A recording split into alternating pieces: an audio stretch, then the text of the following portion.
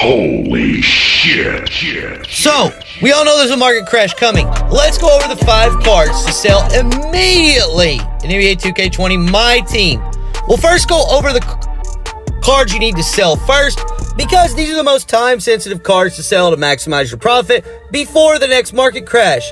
Then in my next video, we'll go over the 5 cards you need to invest in while their prices are low, and either add them to your God Squad or have them to sell in 2 or 3 days from now on Sunday or Monday when the cards prices start going back up before we get the next batch of content. Assuming tomorrow we get a badass drop for the leap year promo as promised by LD2K and 2 Bros Gaming during the 250K Myteam finals, these are the must-sell cards that will probably take the biggest hit and are selling for a little higher than normal today. Number 5. Galaxy Opal Vince Carter. We've seen what happens to Vince during a market crash now, so we know what to expect from his price drop and his recovery. Today, his price has recovered all the way back up to 230 to 250K MT, which is back up from the 170 to 200K price we saw during last weekend's crash. Vince is a great card, but to me, no better than free Brandon Roy, Galaxy Opal MJ, whose price is just a little bit more, or even the likes of Pink Diamond Buddy Hield or Pink Diamond Jimmy Butler. My first opinion of Vince was his release was too slow, and he had trouble getting to the basket.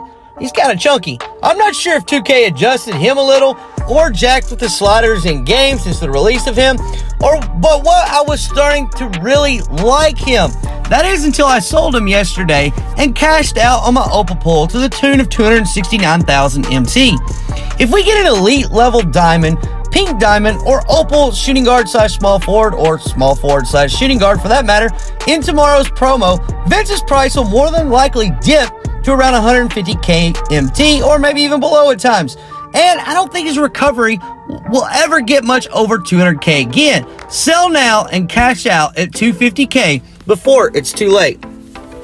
Number 4, Pink Diamond Shaquille O'Neal.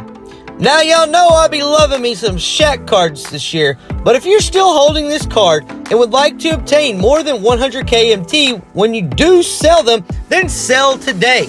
I sold mine yesterday for 139K MT, and let's just say that made me a happy man. Sell them today and rock the Amy if you must rock a Shaq card in your lineup. You'll get 98 to 99% of the productivity and will profit 100 to 150K off this decision. We haven't gotten an elite big man that's over 7 foot tall, pullable in packs all year, besides maybe Porzingis and Yao, and they're kind of fading, and we all know that was a long time ago. Now is the time, folks. Expect an elite big man that's 7 foot plus, that has elite defensive and shooting for a big. We haven't gotten one in packs all year long.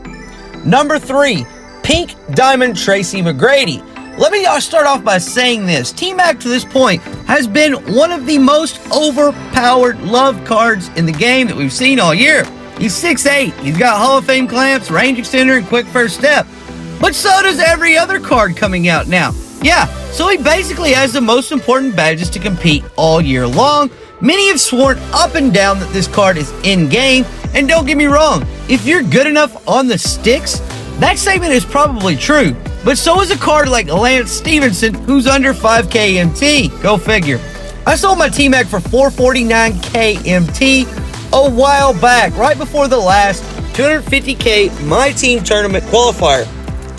I used DeRozan in his place that day, ended up winning 9 games in total that day, and only suffered 2 losses. Neither of the teams I lost to had T-Mac on their team. Several I beat did. T-Mac is missing 2 major badges that you might not have thought about before, but after you realize what they are, you're going to fully understand why he can't do some of the things.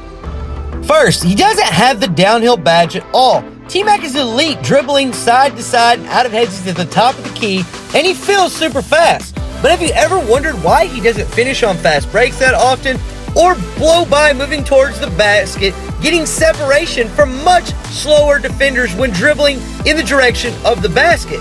It's because he doesn't have downhill badge at all. I know you might think 99 speed with ball is enough, but we all know when a Hall of Fame downhill character catches the ball in transition, it basically freezes the defender so you can attack the basket. It's why T-Mac rarely puts himself in that position. Secondly, T-Mac doesn't have Hot Zone Hunter at all. Missing this badge is key. Badges don't really boost stats, so anyone above an 86 rating on 3 or mid basically has a similar chance of hitting a shot.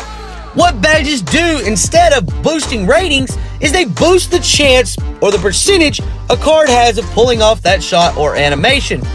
In the 250K finals, we saw T-Mac miss a game winner and Bird hit one. Enough said for me.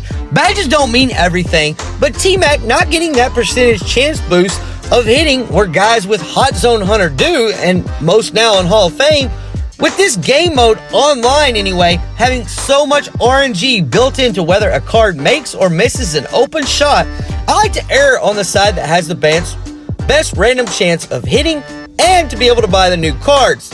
So I would cash out on T-Mac.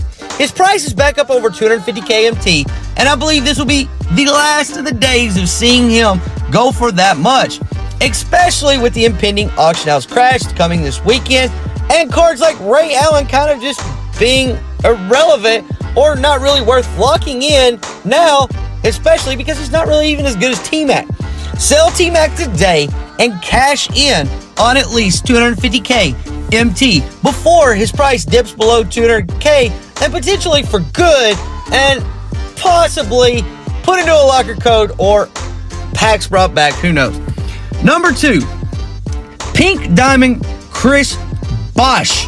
Last market crash, I saw this card going for a buy now. It's never been that low.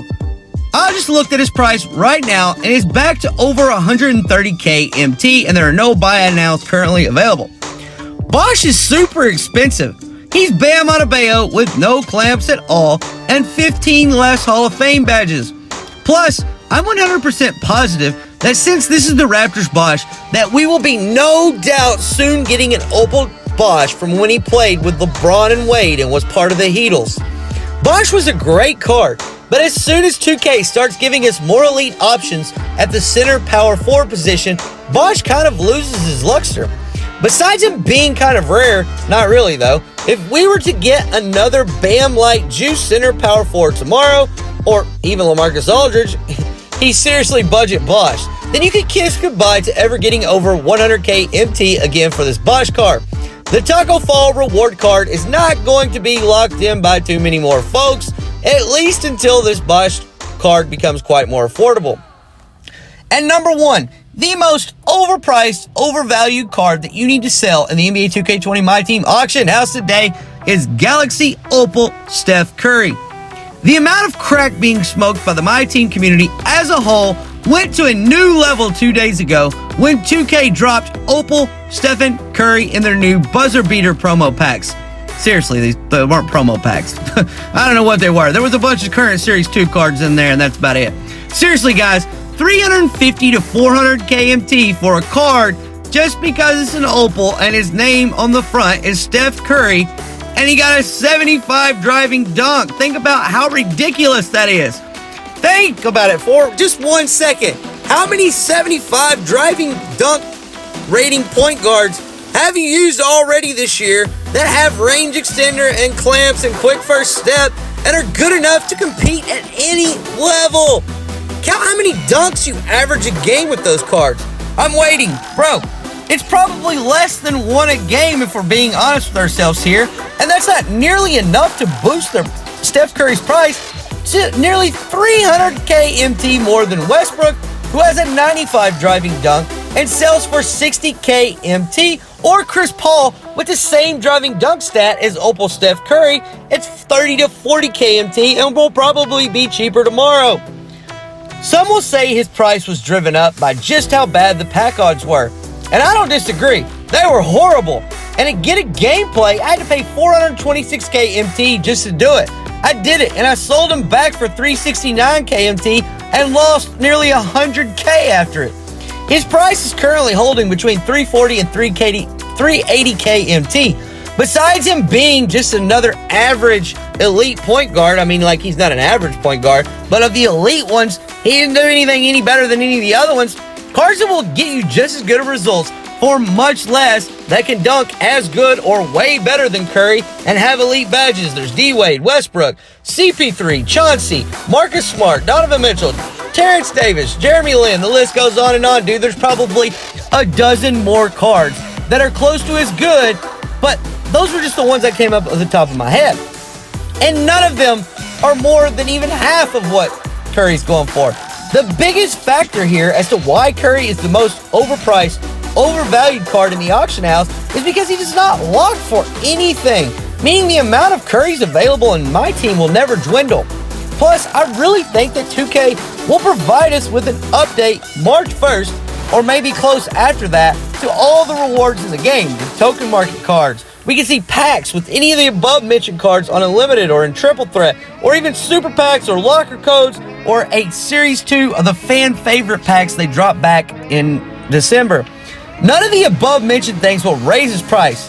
They're only going to make it worse.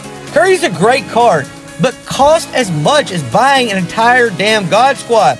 Mark my words, after today, you'll never get over 300K for selling this card again.